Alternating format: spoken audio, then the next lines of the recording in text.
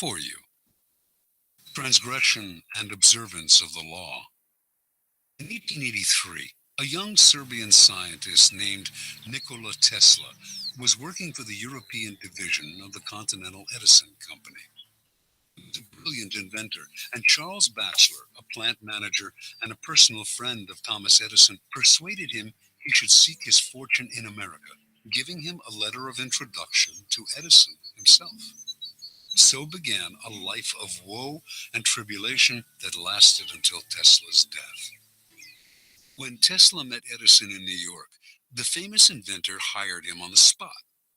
Tesla worked 18-hour days, finding ways to improve the primitive Edison dynamos.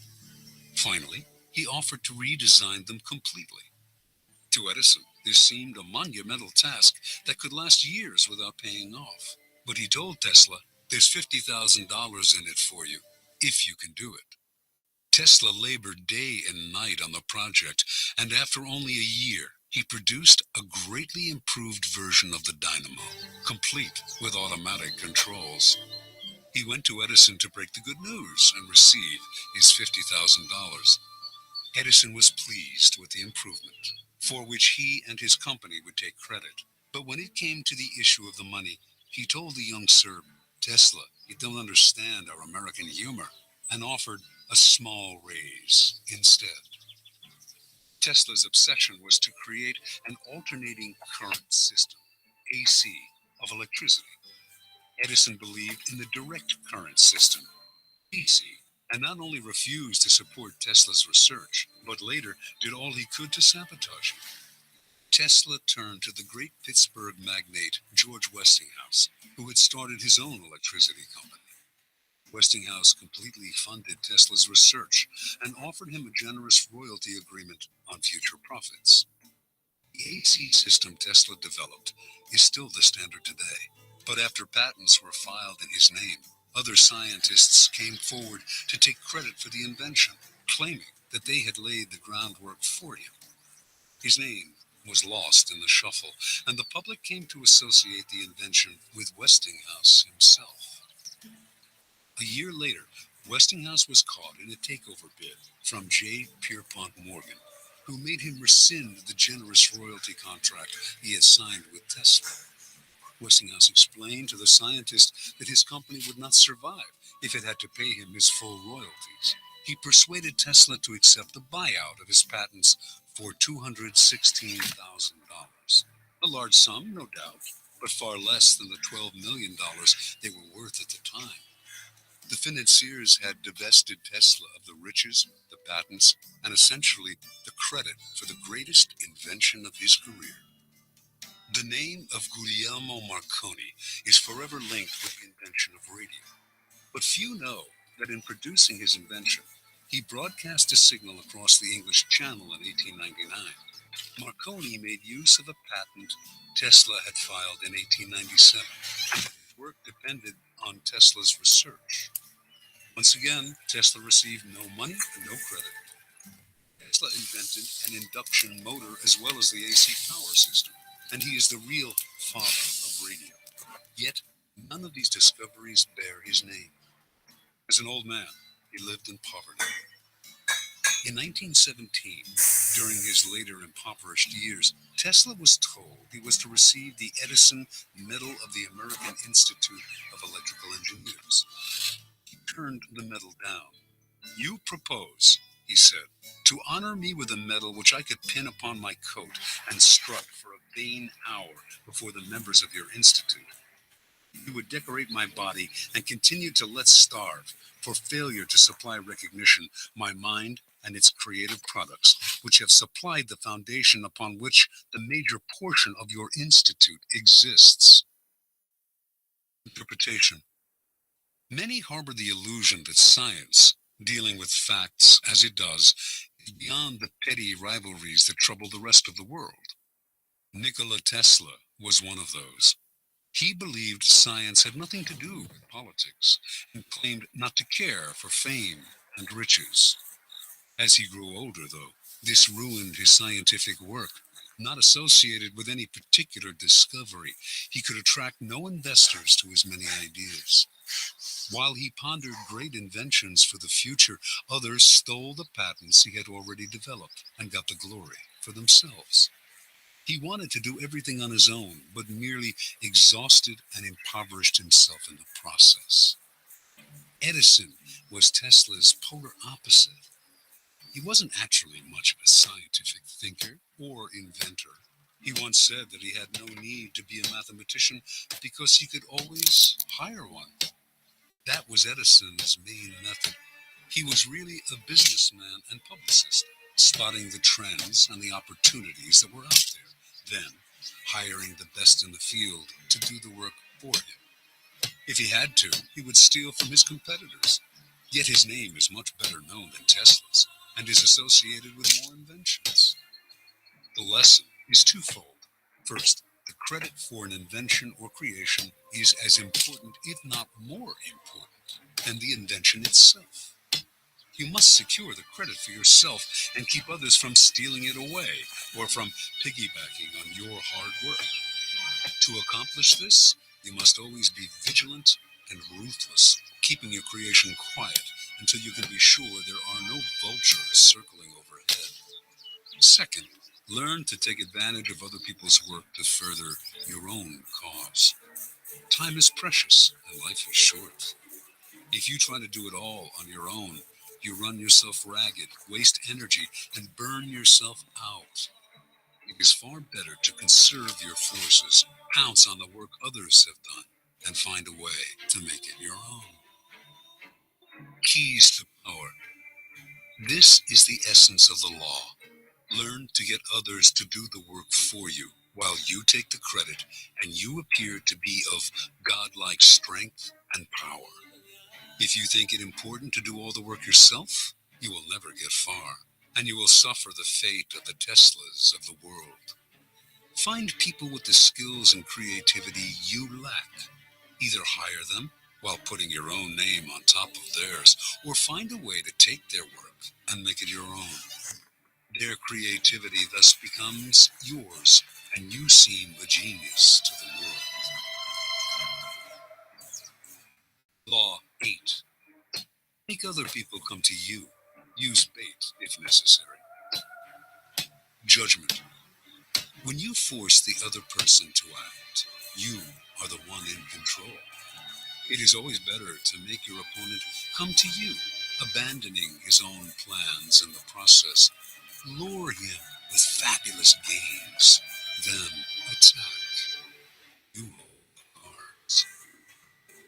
Observance of the law. At the Congress of Vienna in 1814, the major powers of Europe gathered to carve up the remains of Napoleon's fallen empire. The city was full of gaiety, and the balls were the most splendid in memory. Hovering over the proceedings, however, was the shadow of Napoleon himself. Instead of being executed or exiled far away, he had been sent to the island of Elba, not far from the coast of Italy. Even imprisoned on an island, a man as bold and creative as Napoleon Bonaparte made everyone nervous. The Austrians plotted to kill him on Elba, but decided it was too risky. Alexander I, Russia's temperamental czar, heightened the anxiety by throwing a fit during the Congress when a part of Poland was denied him. "Beware, I shall loose the monster," he threatened. Everyone knew he meant Napoleon. Of all the statesmen gathered in Vienna, only Talleyrand, Napoleon's former foreign minister, seemed calm and unconcerned. It was as if he knew something the others did not. Meanwhile, on the island of Elba, Napoleon's life was a mockery of his previous glory. As Elba's king, he had been allowed to form a court. There was a cook, a wardrobe mistress, an official pianist, and a handful of courtiers. All this was designed to humiliate Napoleon, and it seemed to work. That winter, however, there occurred a series of events so strange and dramatic they might have been scripted in a play. Elba was surrounded by British ships, their cannons covering all possible exit points. And somehow, in broad daylight, on 26 February 1815, a ship with 900 men on board picked up Napoleon and put to sea. The English gave chase, but the ship got away. This almost impossible escape astonished the public throughout Europe and terrified the statesmen at the Congress of Vienna. Although it would have been safer to leave Europe, Napoleon not only chose to return to France, he raised the odds by marching on Paris with a tiny army in hopes of recapturing the throne. His strategy worked.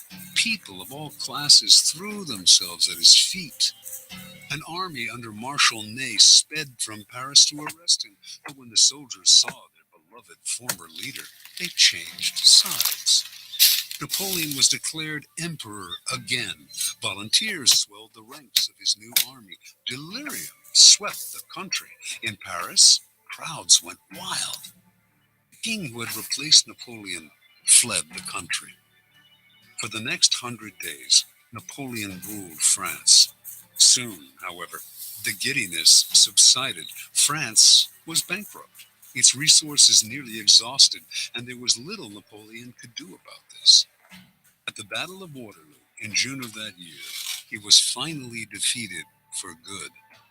This time, his enemies had learned their lesson. They exiled him to the barren island of St. Helena off the west coast of Africa. There, he had no more hope of escape. Interpretation. Only years later did the facts of Napoleon's dramatic escape from Elba come to light. Before he decided to attempt this bold move, visitors to his court had told him that he was more popular in France than ever, and that the country would embrace him again. One of these visitors was Austria's General Kohler, who convinced Napoleon that if he escaped, the European powers, England included, would welcome him back into power. Napoleon was tipped off that the English would let him go, and indeed his escape occurred in the middle of the afternoon, in full view of English spyglasses. What Napoleon did not know was that there was a man behind it all, pulling the strings, and that this man was his former minister, Talleyrand. And Talleyrand was doing all this, not to bring back the glory days, but to crush Napoleon once and for all. Considering the emperor's ambition, unsettling to Europe's stability, he had turned against him long ago. When Napoleon was exiled to Elba, Talleyrand had protested. Napoleon should be sent farther away, he argued, or Europe would never have peace. No one listened. Instead of pushing his opinion, Talleyrand bided his time. Working quietly, he eventually won over Castlereagh and Metternich, the foreign ministers of England and Austria. Together, these men baited Napoleon into escaping. Even Kohler's visit to whisper the promise of glory in the exile's ear was part of the plan. Like a master card player, Talleyrand figured everything out in advance. He knew Napoleon would fall into the trap he had set. He also foresaw that Napoleon would lead the country into a war, which, given France's weakened condition, could only last a few months. One diplomat in Vienna, who understood that Talleyrand was behind it all, said, "He has set the house ablaze in order to save it from the plague." Keys to power. How many times has this scenario played itself out in history? An aggressive leader initiates a series of bold moves that begin by bringing him much power. Slowly, however, his power reaches a peak, and soon everything turns against him. His numerous enemies band together, trying to maintain his power. He exhausts himself going in this direction and that, and inevitably he collapses. The reason for this pattern is that the aggressive person is rarely in full control. He cannot see more than a couple of moves ahead, cannot see the consequences of this bold move or that one, because he is constantly being forced to react to the moves of his ever-growing host of enemies and to the unforeseen consequences of his own rash actions. His aggressive energy is turned against him. In the realm of power, you must ask yourself, what is the point of chasing here and there, trying to solve problems and defeat my enemies if I never feel in control? Why am I always having to react to events instead of directing them? The answer is simple. Your idea of power is wrong. You have mistaken aggressive action for effective action. And most often, the most effective action is to stay back, keep calm, and let others be frustrated by the traps you lay for them, playing for long-term power rather than quick victory. Remember, the essence of power is the ability to keep the initiative, to get others to react to your moves, to keep your opponent and those around you on the defensive. When you make other people come to you, you suddenly become the one controlling the situation. The one who has control has power. Two things must happen to place you in this position. You yourself must learn to master your emotions and never to be influenced by anger. Meanwhile, however, you must play on people's natural tendency to react angrily when pushed and baited. In the long run, the ability to make others come to you is a weapon far more powerful than any tool of aggression. Manipulation is a dangerous game. Once someone suspects he is being manipulated, it becomes harder and harder to control him.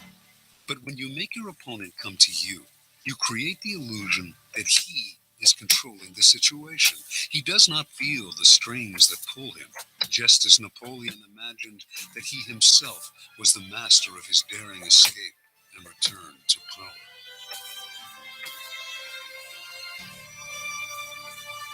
Law 9. Win through your actions, never through argument. Judgment. Any momentary triumph you think you have gained through argument is really a Pyrrhic victory. The resentment and ill will you stir up is stronger and lasts longer than any momentary change of opinion. It is much more powerful to get others to agree with you through your actions without saying a word. Demonstrate, do not explicate. Observance of the law. In 1502, in Florence, Italy, an enormous block of marble stood in the works department of the Church of Santa Maria del Fiore. It had once been a magnificent piece of raw stone, but an unskilled sculptor had mistakenly bored a hole through it, where there should have been a figure's legs, generally mutilating it. Piero Soderini, Florence's mayor, had contemplated trying to save the block by commissioning Leonardo da Vinci to work on it, or some other master, but had given up, since everyone agreed that the stone had been ruined. So, despite the money that had been wasted on it, it gathered dust in the dark halls of the church. This was where things stood until some Florentine friends of the great Michelangelo decided to write to the artist then living in Rome. He alone, they said, could do something with the marble, which was still magnificent raw material. Michelangelo traveled to Florence, examined the stone, and came to the conclusion that he could, in fact, carve a fine figure from it by adapting the pose to the way the rock had been mutilated. Soderini argued that this was a waste of time. Nobody could salvage such a disaster. He finally agreed to let the artist work on it. Michelangelo decided he would depict a young David, sling in hand. Weeks later, as Michelangelo was putting the final touches on the statue, Soderini entered the studio. Fancying himself a bit of a connoisseur, he studied the huge work and told Michelangelo that while he thought it was magnificent, the nose, he judged, was too big. Michelangelo realized that Soderini was standing in a place right under the giant figure and did not have the proper perspective. Without a word, he gestured for Soderini to follow him up the scaffold. Reaching the nose, he picked up his chisel, as well as a bit of marble dust that lay on the planks. With Soderini just a few feet below him on the scaffold, Michelangelo started to tap lightly with the chisel, letting the bits of dust he had gathered in his hand to fall little by little. He actually did nothing to change the nose, but gave every appearance of working on it. After a few minutes of the charade, he stood aside. Look at it now. I like it better, replied Soderini. You've made it come alive. Interpretation. Michelangelo knew that by changing the shape of the nose, he might ruin the entire sculpture. Yet Soderini was a patron who prided himself on his aesthetic judgment. To offend such a man by arguing would not only gain Michelangelo nothing, it would put future commissions in jeopardy. Michelangelo was too clever to argue. The solution was to change Soderini's perspective, literally bringing him closer to the nose, without making him realize that this was the cause of his misperception. Fortunately for posterity, Michelangelo found a way to keep the perfection of the statue intact, while at the same time making Soderini believe he had improved it. Such is the double power of winning through actions rather than argument. No one is offended, and your point is proven. Keys to power. In the realm of power, you must learn to judge your moves by their long-term effects on other people. The problem in trying to prove a point or gain a victory through argument is that in the end, you can never be certain how it affects the people you're arguing with. They may appear to agree with you politely, but inside, they may resent you. Or perhaps something you said inadvertently even offended them. Words have that insidious ability to be interpreted according to the other person's mood and insecurities. Even the best argument has no solid foundation, for we have all come to distrust the slippery nature of words. And days after agreeing with someone, we often revert to our old opinion out of sheer habit. Understand this. Words are a dime a dozen. Everyone knows that in the heat of an argument, we will all say anything to support our cause. We will quote the Bible, refer to unverifiable statistics. Who can be persuaded by bags of air like that? Action and demonstration are much more powerful than move. They are there before our eyes for us to see. Yes, now the statue's nose does look just right. There are no offensive words, no possibility of misinterpretation. No one can argue with a demonstrated proof. As Balthazar Gracian remarks, the truth is generally seen, rarely heard. Law 10. Infection. Avoid the unhappy and unlucky. Judgment. You can die from someone else's misery. Emotional states are as infectious as diseases. You may feel you are helping the drowning man, but you are only precipitating your own disaster. The unfortunate sometimes draw misfortune on themselves. They will also draw it on you. Associate with the happy and fortunate instead. Transgression of the law. Born in Limerick, Ireland in 1818, Marie Gilbert came to Paris in the 1840s to make her fortune as a dancer and performer. Taking the name Lola Montez, her mother was of distant Spanish descent. She claimed to be a flamenco dancer from Spain. By 1845, her career was languishing, and to survive, she became a courtesan, quickly one of the more successful in Paris.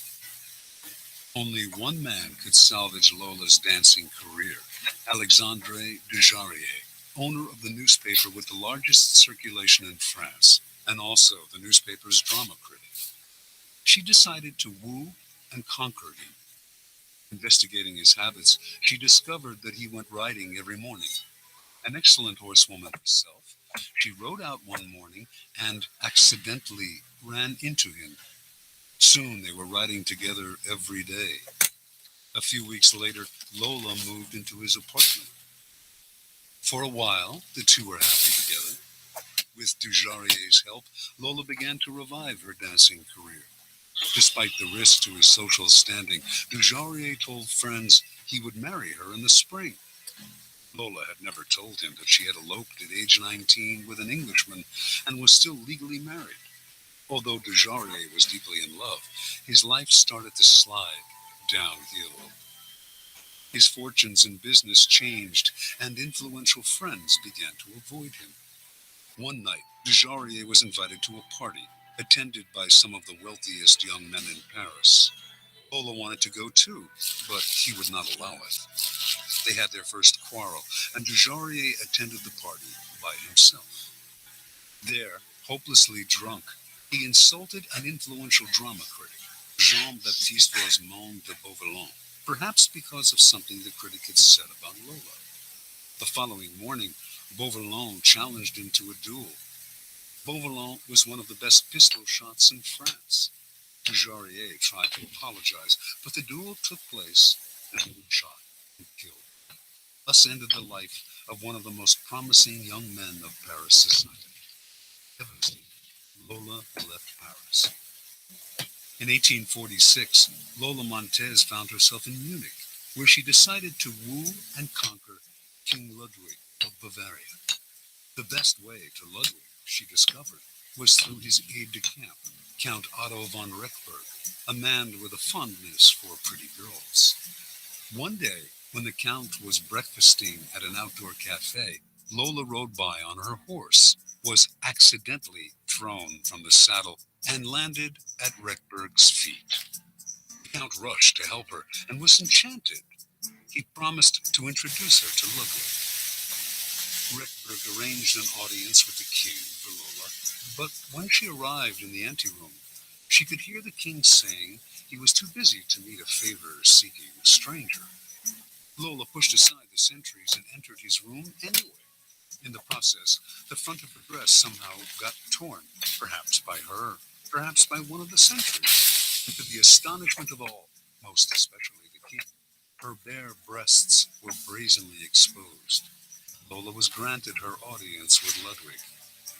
55 hours later, she made her debut on the Bavarian stage. The reviews were terrible, but that did not stop Ludwig from arranging more performances. Ludwig was, in his own words, bewitched by Lola. He started to appear in public with her on his arm, and then he bought and furnished a apartment on one of Munich's most fashionable boulevards. Although he had been known as a miser and was not given to flights of fancy, he started to shower Lola with gifts and to write poetry for her. Now his favored mistress, she catapulted to fame and fortune overnight.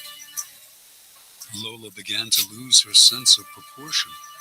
One day, when she was out riding, an elderly man rode ahead of her, a bit too slowly for her liking. Unable to pass him, she began to slash him with her riding crop. On another occasion, she took her dog, unleashed, out for a stroll. The dog attacked a passerby, but instead of helping the man get the dog away, she whipped him with the leash. Incidents like this infuriated the stolid citizens of Bavaria, but Ludwig stood by Lola and even had her naturalized as a Bavarian citizen. The king's entourage tried to wake him to the dangers of the affair, but those who criticized Lola were summarily fired. While Bavarians who had loved their king now outwardly disrespected him, Lola was made a countess, had a new palace built for herself, and began to dabble in politics, advising Ludwig on policy. She was the most powerful force in the kingdom. Her influence in the king's cabinet continued to grow, and she treated the other ministers with disdain. As a result, riots broke out throughout the realm. A once peaceful land was virtually in the grip of civil war, and students everywhere were chanting, "Raus mit Lola." By February of 1848, Ludwig was finally unable to withstand the pressure. With great sadness, he ordered Lola to leave Bavaria immediately. She left, but not until she was paid off. For the next 5 weeks, the Bavarians' wrath was turned against their formerly beloved king. In March of that year, he was forced to abdicate. Lola Montez moved to England. More than anything, she needed respectability. Despite being married, she still had not arranged a divorce from the Englishman she had wed years before. She set her sights on George Trafford Hugh, a promising young army officer who was the son of an influential barrister. Although he was 10 years younger than Lola, and could have chosen a wife among the prettiest and wealthiest young girls of English society, Heald fell under her spell. They were married in 1849. Soon, arrested on the charge of bigamy, she skipped bail, and she and Heald made their way to Spain. They quarreled horribly, and on one occasion, Lola slashed him with a knife. Finally, she drove him away. Returning to England, he found he had lost his position in the army. Ostracized from English society, he moved to Portugal, where he lived in poverty. After a few months, his short life ended in a boating accident. A few years later, the man who published Lola Montez's autobiography went bankrupt. In 1853, Lola moved to California, where she met and married a man named Pat Hull. Their relationship was as stormy as all the others, and she left Hull for another man.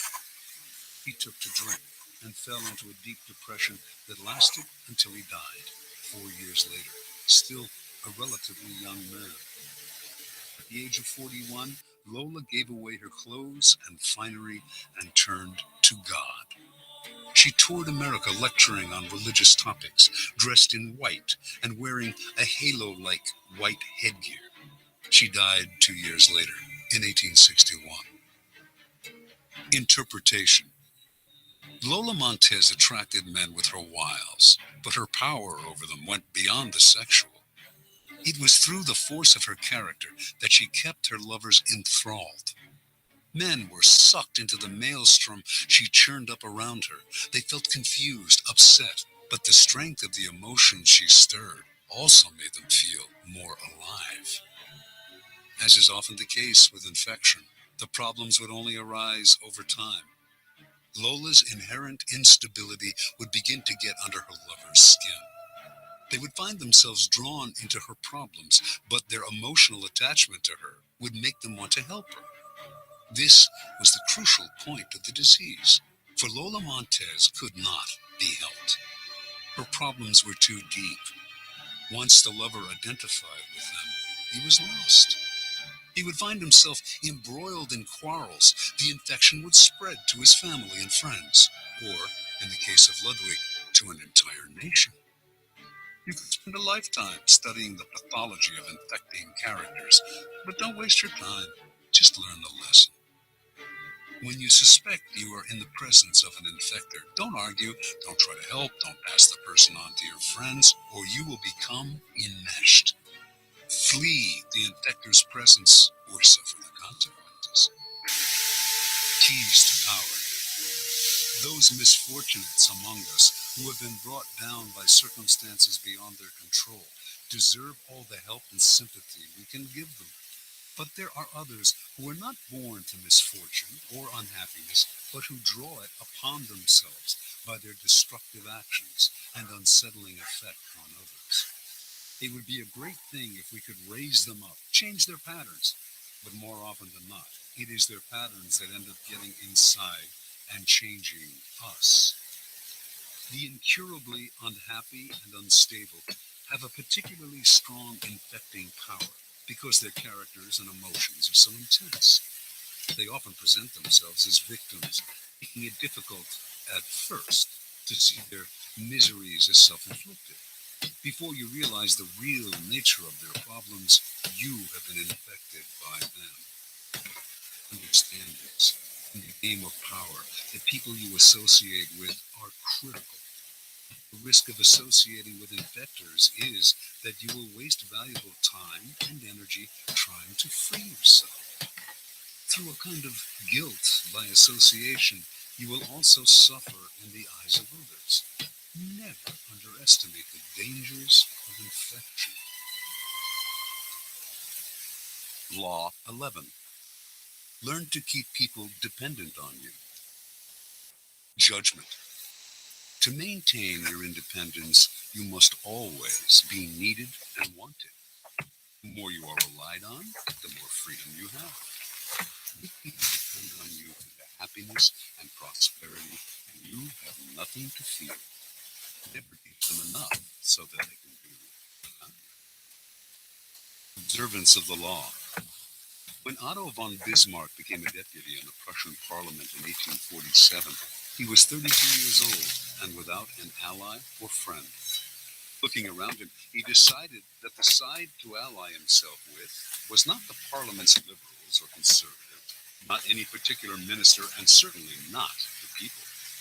He was with the king, Frederick William IV. This was an odd choice, to say the least, for Frederick was at a low point of his power. A weak, indecisive man, he consistently gave in to the liberals in Parliament. In fact, he was spineless.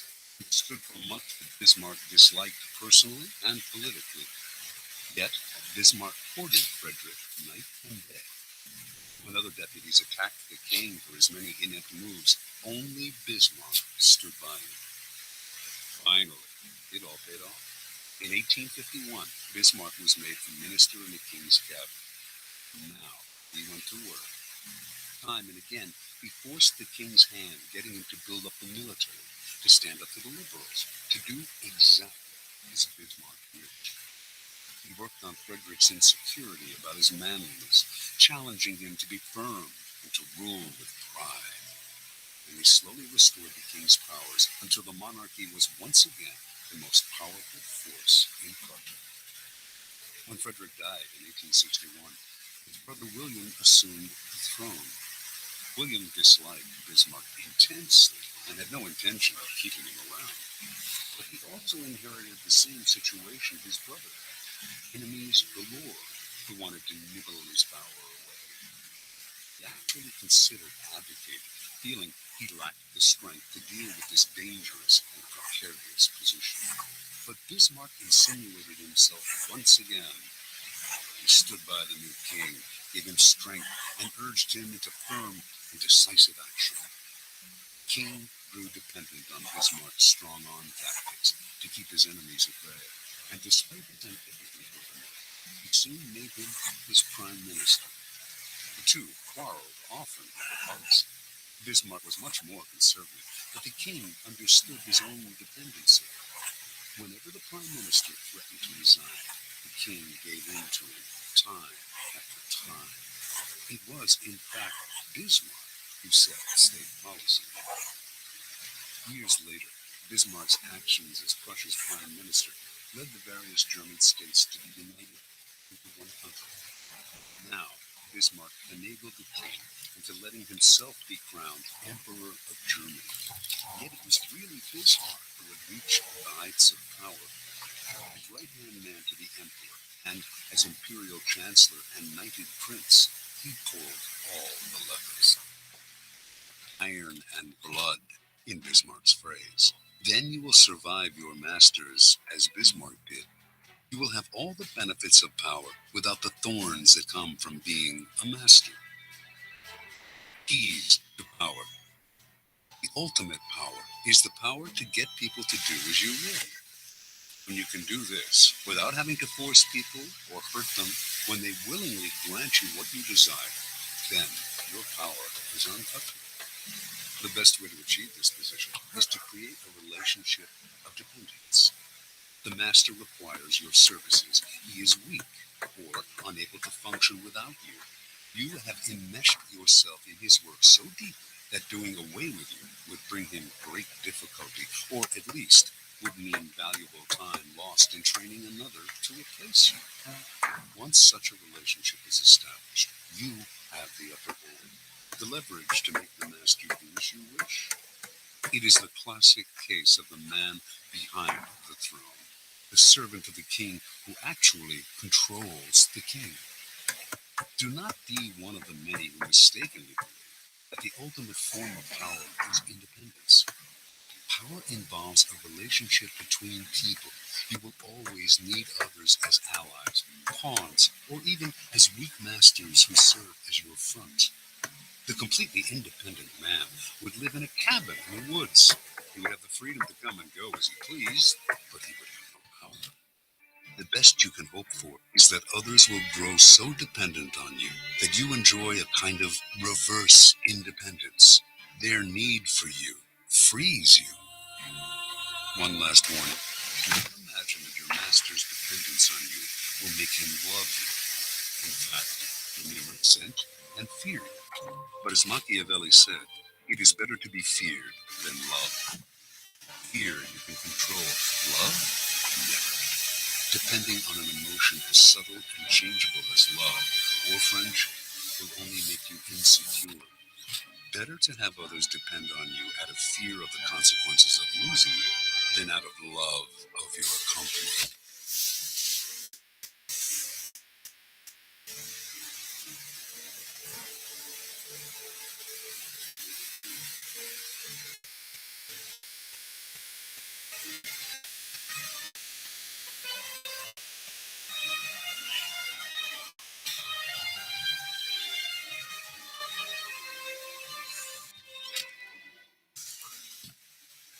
Law 12. Use selective honesty and generosity to disarm your victim.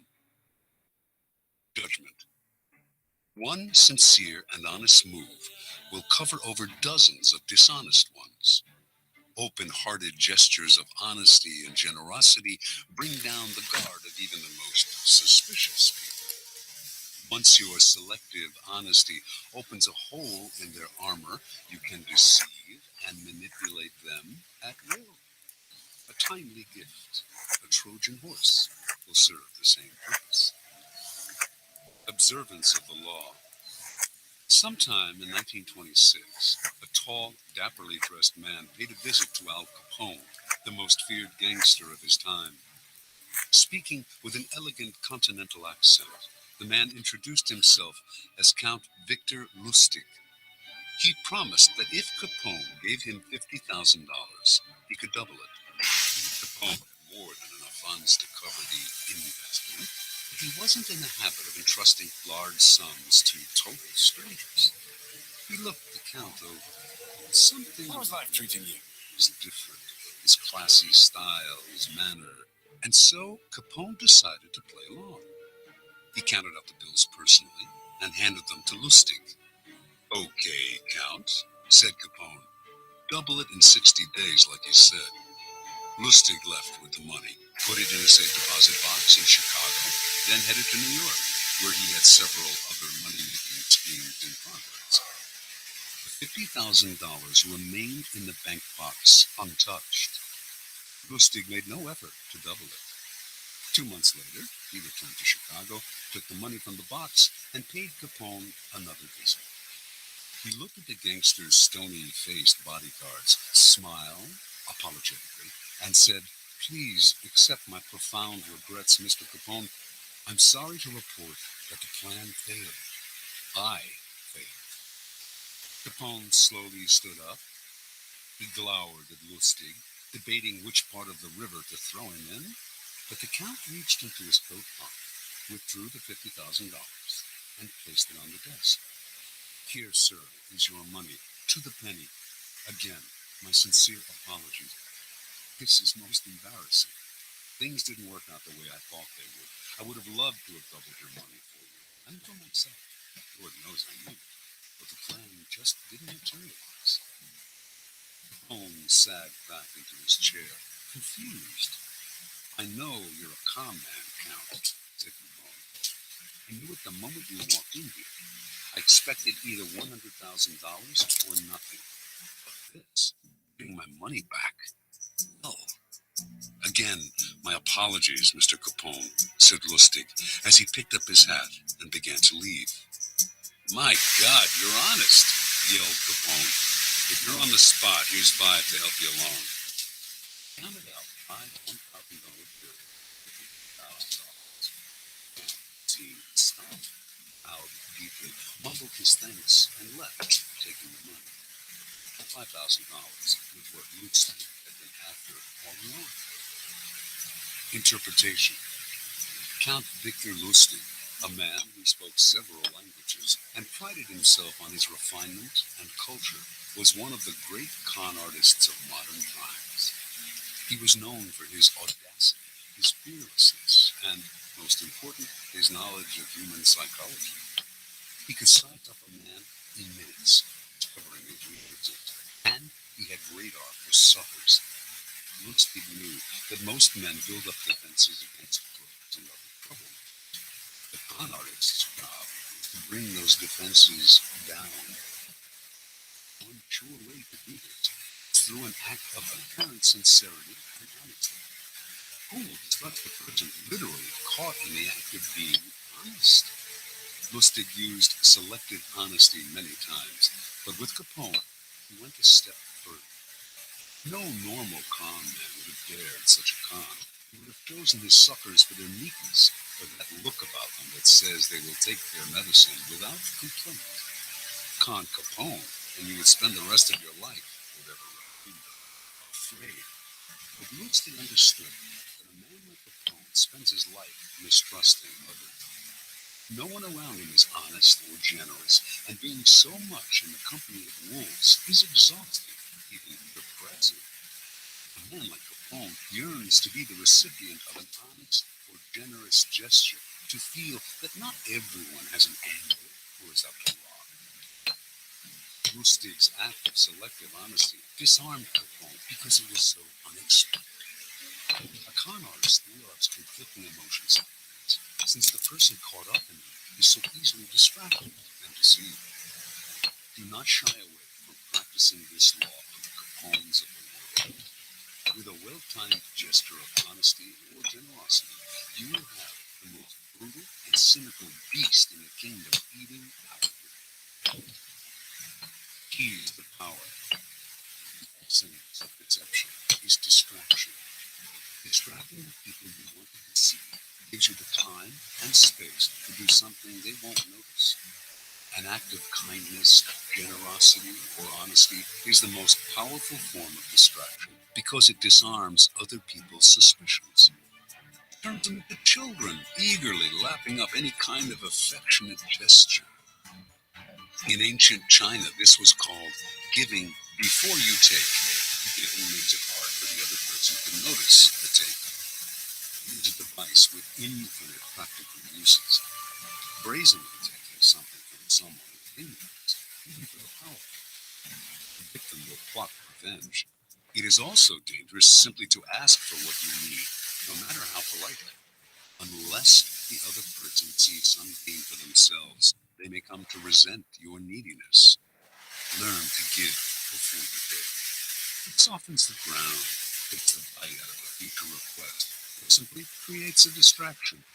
The giving can take many forms: an actual gift, a generous act, a kind favor, an honest admission, whatever it takes.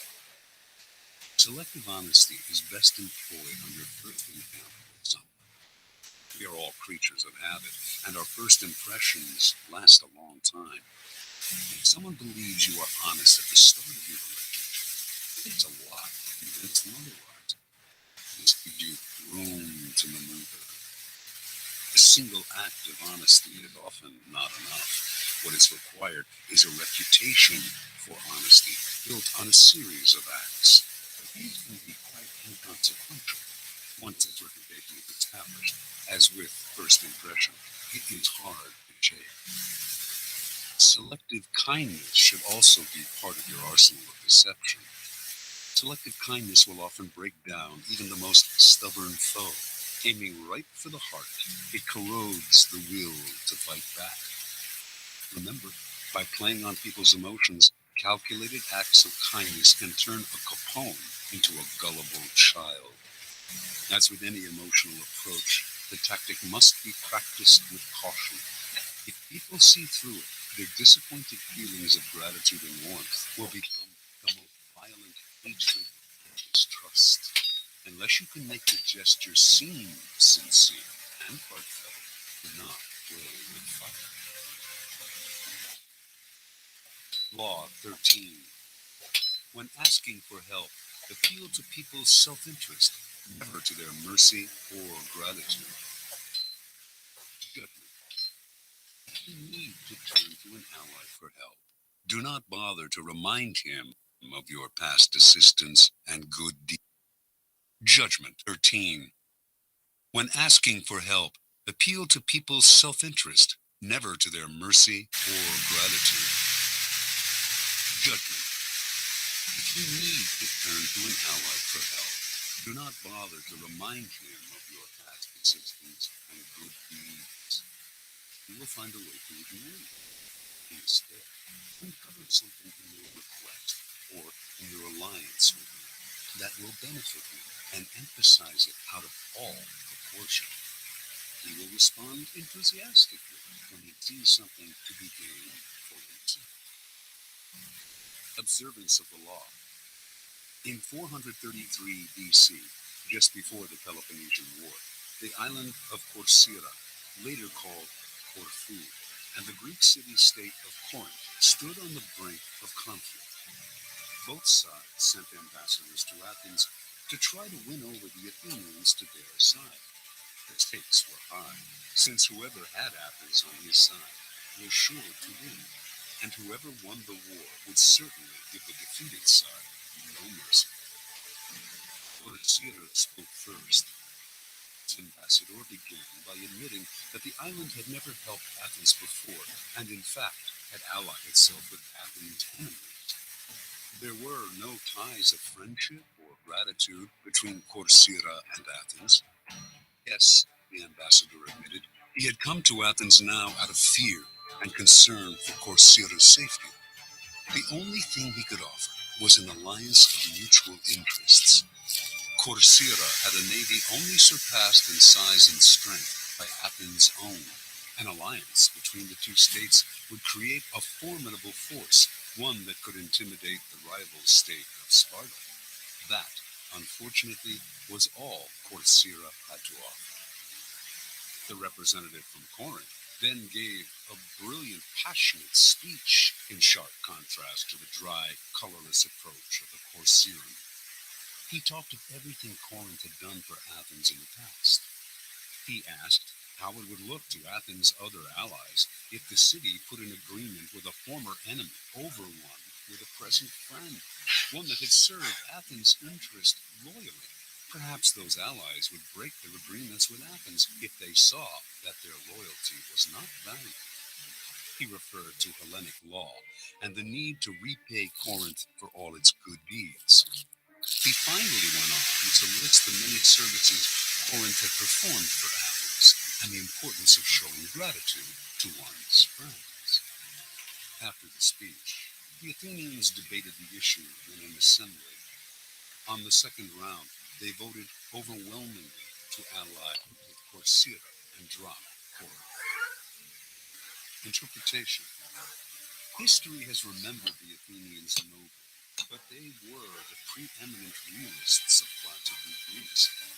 With them, all the rhetoric, all the emotional appeals in the world could not match a good, pragmatic argument, especially one that added to their power. What the Corinthian ambassador did not realize was that his references to Corinth's past generosity to Athens only irritated the Athenians, subtly asking them to feel guilty and putting them under obligation. The Athenians could care less about past favors and friendly feelings. At the same time, they knew that if their other allies thought them ungrateful for abandoning Corinth, these city-states would still be unlikely to break their ties to Athens, the preeminent power in Greece. Athens ruled its empire by force and would simply compel any rebellious ally to return to the fold. When people choose between talk about the past and talk about the future, a pragmatic person will always opt for the future and forget the past. As the Corcyrians realized, it is always best to speak pragmatically to a pragmatic person. And in the end, most people are, in fact, pragmatic. They will rarely act against their own self-interest. Keys to power. In your quest for power, you will constantly find yourself in the position of asking for help from those more powerful than you. There is an art to asking for help, an art that depends on your ability to understand the person you are dealing with and to not confuse your needs with theirs. Most people never succeed at this because they are completely trapped in their own wants and desires. They start from the assumption that the people they are appealing to have a selfless interest in helping them.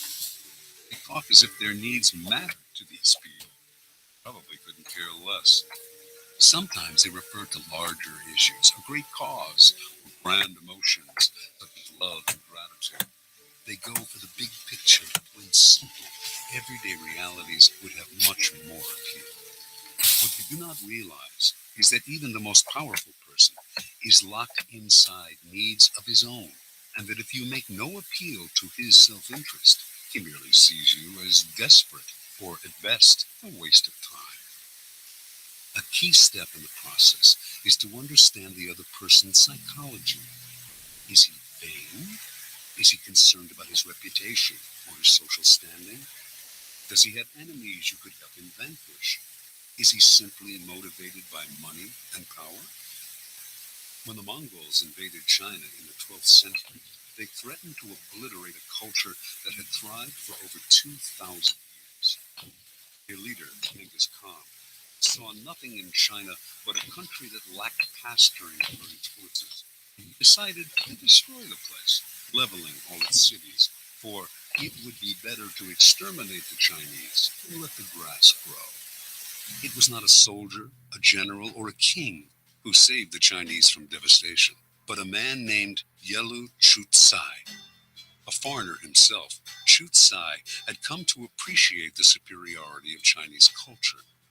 He managed to make himself a trusted advisor to Genghis Khan and persuaded him that he would reap riches out of the place if instead of destroying it, he simply taxed everyone who lived there. Khan saw the wisdom in this and did as Chutsai advised. When Khan took the city of Kaifeng after a long siege and decided to massacre its inhabitants, as he had in other cities that had resisted him, Chutsai told him that the finest craftsmen and engineers in China had fled to Kaifeng, and it would be better to put them to use. Kaifeng despaired. Never before had Genghis Khan shown such mercy, but then it really wasn't mercy that saved Kaifeng. Chutsai knew Khan well. He was a barbaric peasant who cared nothing for culture, or indeed for anything other than warfare and practical results. Chutsai chose to appeal to the only emotion that would work on such a man: greed. Self-interest is the lever that will move people. Once you make them see how you can in some way meet their needs or advance their cause, their resistance to your requests for help will magically fall away. At each step on the way to acquiring power, you must train yourself to think your way inside the other person's mind, to see their needs and interests, to get rid of the screen of your own feelings that obscure the truth. Master this art, and there will be no limits to what you can accomplish. Law 14. Pose as a friend, work as a spy. Judgment. Knowing about your rival is critical. Use spies to gather valuable information that will keep you a step ahead. Better still, play the spy yourself. In polite social encounters, learn to probe. Ask indirect questions to get people to reveal their weaknesses and intentions. There is no occasion that is not an opportunity for artful spying. Observance of the law. Joseph Devine was undoubtedly the greatest art dealer of his time.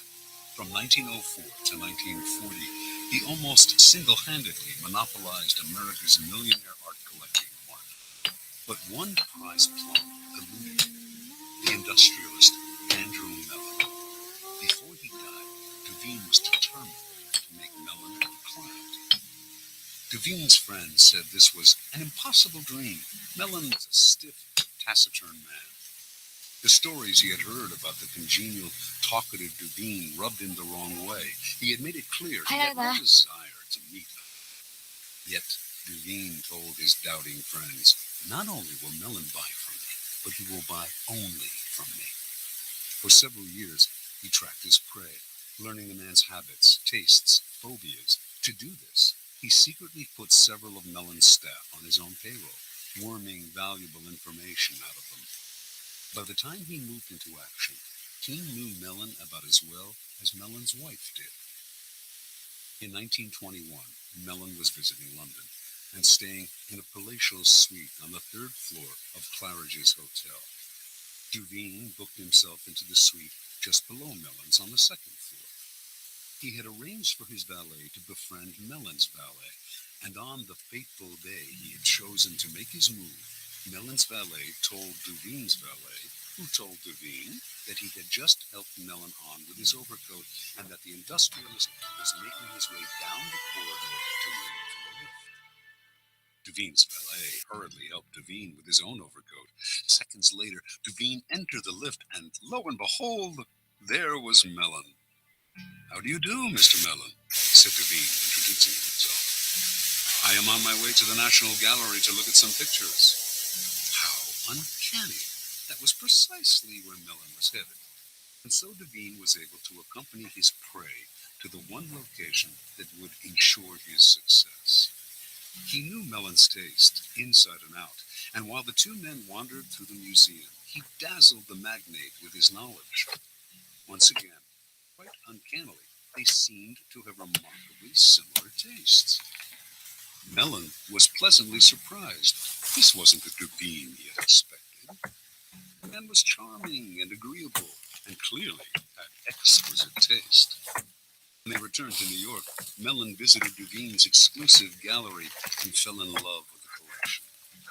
Everything, surprisingly enough, seemed to be precisely the kind of work he wanted to collect for the rest of his life. He was Duveen's best and most generous client.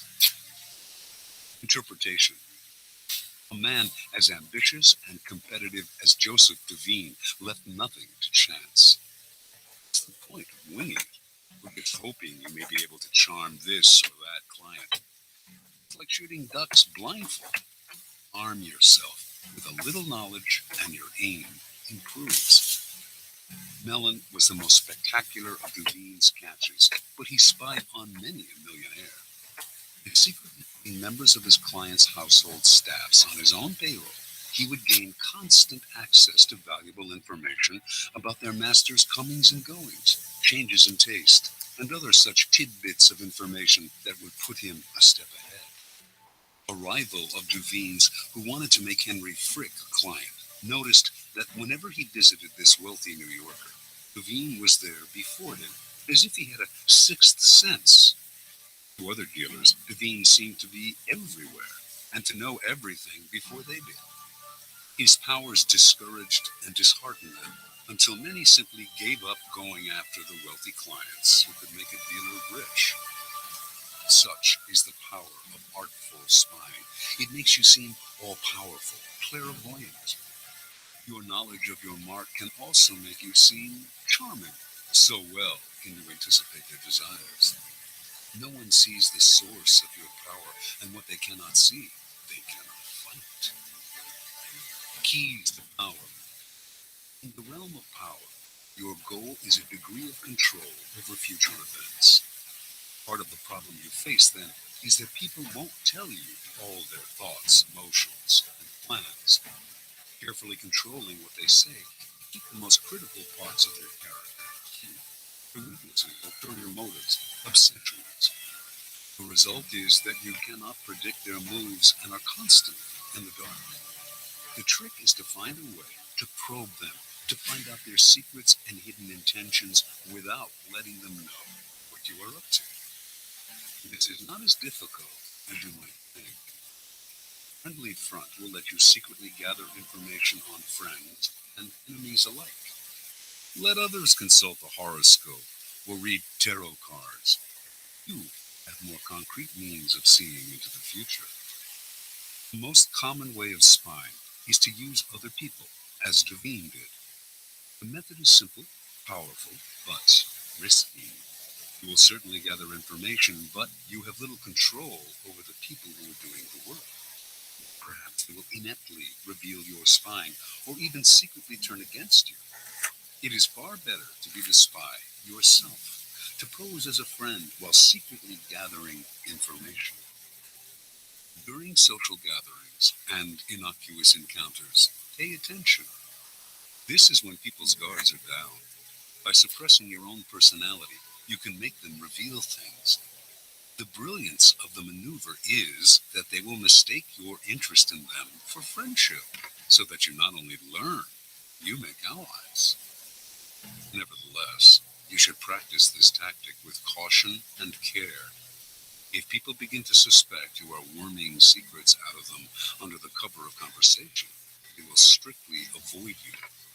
Besides friendly chatter, not valuable information. Your search for gems of information cannot be too obvious, or your probing questions will reveal more about yourself and your intentions than about the information you hope to find. The trick to try in spying comes from La Rochefoucauld, who wrote, "Sincerity is found in very few men, and is often the cleverest of ruses. One is sincere in order to draw out the confidence and secrets of the other. By pretending to bare your heart to another person, you make them more likely to reveal their own secrets. False confession, and they will give you a real one." Truth is identified by the philosopher Arthur Schroeder, who suggested vehemently contradicting people you're in conversation with as a way of irritating them, stirring them up so that they lose some of the control over their words. In their emotional reaction, they will reveal all kinds of truths about themselves, truths you can later use against them. Another method of indirect spying is to test people, to lay little traps that make them reveal things about themselves. Khosroes II, a notoriously clever 7th century king of the Persians, had many ways of seeing through his subjects without raising suspicion. If he noticed, for instance, that two of his courtiers had become particularly friendly, he would call one of them aside and say he had information that the other was a traitor and would soon be killed. The king would tell the courtier he trusted him more than anyone and that he must keep this information secret. Then he would watch the two men carefully. If he saw that the second courtier had not changed in his behavior toward the king, he would conclude that the first courtier had kept it secret, and he would quickly promote the man, later taking him aside to confess, "I meant to kill your friend. There was certain information that had reached me, but when I investigated the matter, I found it was untrue." If, on the other hand, the second courtier started to avoid the king, acting aloof and tense, Khosroes would know that the secret had been revealed.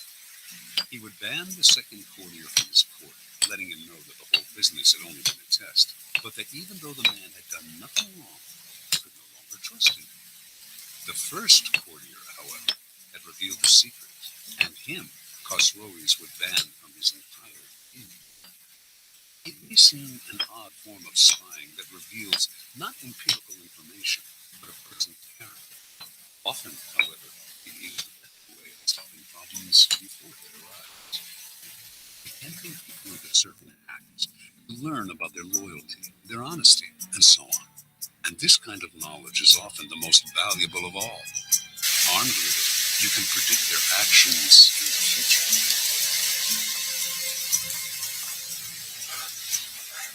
Law 15. Crush your enemy totally. Judgment. All great leaders since Moses have known that a feared enemy must be crushed completely. Sometimes they have learned this the hard way. If one ember is left alight, no matter how dimly it smolders, a fire will eventually break out. More is lost through stopping halfway than through total annihilation. The enemy will recover and will seek revenge. Crush him, not only in body, but in spirit. Transgression of the law. No rivalry between leaders is more celebrated in Chinese history than the struggle between Xiang Yu and Liu Bang. These two generals began their careers as friends, fighting on the same side. Xiang Yu came from the nobility, large and powerful, given to bouts of violence and temper, a bit dull-witted. He was yet a mighty warrior who always fought at the head of his troops. Liu Bang came from peasant stock.